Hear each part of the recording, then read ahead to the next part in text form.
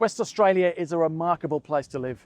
Perth itself spreads about 120 kilometres from north to south, and it's one of the lowest population densities in the world. But with the amount of people calling Perth home predicted to double by 2040, urban planners are now calling for a smarter way to manage our city's growth. As we continue to push the boundaries of our beloved city, most agree that it's just not sustainable. To get an idea on where we're heading, I caught up with Minister for Transport and Planning, Rita Saffioti. Now, with Perth's population expected to double by 2040 to over 4 million people, do you think we're ready to handle such an increase? Yeah, I think so. And of course, we've got some real exciting opportunities for new developments around the suburbs.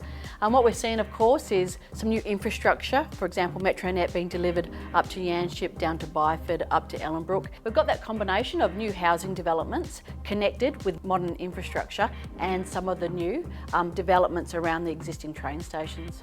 I think most people would agree that they'd like to see a more vibrant, activated CBD. Given the urban sprawl we're seeing to the north, south and east, do you think that's an achievable goal?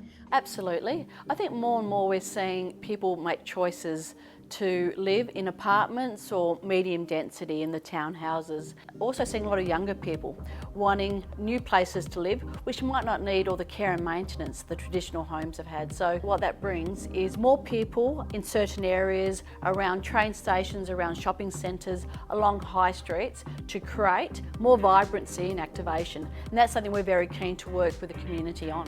So in the context of the recent government grants for building and renovating, and clearly we're in a recovery path out of the pandemic, can we extend these grants to make for a more sustainable solution? It's something that the government's considering at the moment. We know that the grants have really created a lot of activity, and we're looking at how we can sustain that activity over the longer term, and it's something we're considering at the moment.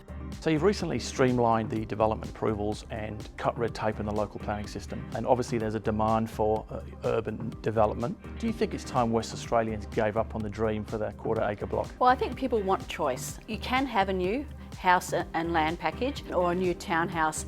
Our aim is to give people choice, and that's what all of our reforms are aimed at, choice in the type of house that you want to be in. Minister, thanks so much for your time. Thank you very much. There will always be a careful and measured balance between effective urban sprawl and a vibrant inner city. So the reality is that both are needed if Perth is to continue on its journey in becoming one of the most livable cities on the planet. So keeping this in mind, if you are considering developing your block or need help with an existing property, please do reach out to one of the award-winning team at the agency. We pride ourselves in helping you on your real estate journey.